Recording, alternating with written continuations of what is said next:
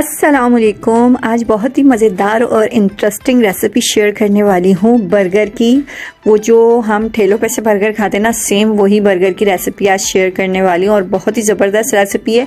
अगर अब तक चैनल को सब्सक्राइब नहीं किया तो पहले चैनल को सब्सक्राइब कर दें, वीडियो को लाइक कर दें, ज़्यादा से ज़्यादा शेयर करें यार।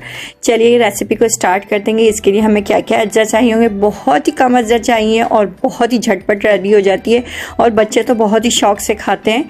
बहुत ज़बरदस्त रेसिपी है। चलिए रेसिपी को स्टार्ट करते हैं। रेसिपी के लिए मुझे क्या क्या चाहिए तो सबसे पहले मैंने ले लिए कबाब, जो मैंने बना के फ्रीज़ कर चुकी हूँ। वो कबाब ले लिए हैं मैंने, शामी कबाब, और 2 अंडे मैंने फेंट लिए थे अच्छी तरीके से कि इसके अंदर से लम्स जो इसके जो लम्स आते हैं ना वो नहीं निकले इसके अंदर से।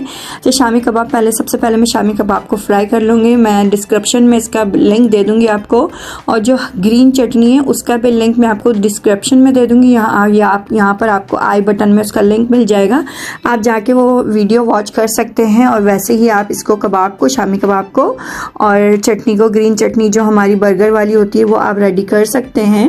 रेडी करके फिर आप क्या करेंगे ना, फिर ये जो मैंने प्याज ले लिए, खीरा ले लिया है, सलाद के पत्ते ले लिए हैं, और जो बर्गर होते हैं गोल वाले बर्गर ले लिए। मुझे लंबे वाले मिले नहीं थे तो मैंने कहा चलो गोल वालों से ही काम चला लें।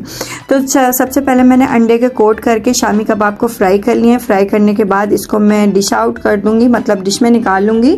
निकालने के बाद फिर इसको हम मज़ीद प्रोसेस करेंगे। इसका पहले मैं चटनी लगा दूंगी उसके ऊपर। वाइट सॉस, ग्रीन सॉस कुछ भी नहीं बनाया मैंने, सिर्फ ग्रीन चटनी बनाई है। और अगर आप मायनीस पसंद करते हैं तो मायनीस इसके अंदर ऐड कर दें और बहुत ही ज़बरदस्त ये बर्गर रेडी होंगे। ठीक है, गोल वाले बर्गर ले लें, गोल वाले बन ले लें, उसको अच्छी तरीके से थोड़ा सा सेक लें, बीच में से कट करने के बाद उसको सेक लें। सेकने के बाद फिर उसके अंदर ग्रीन चटनी लगा दें।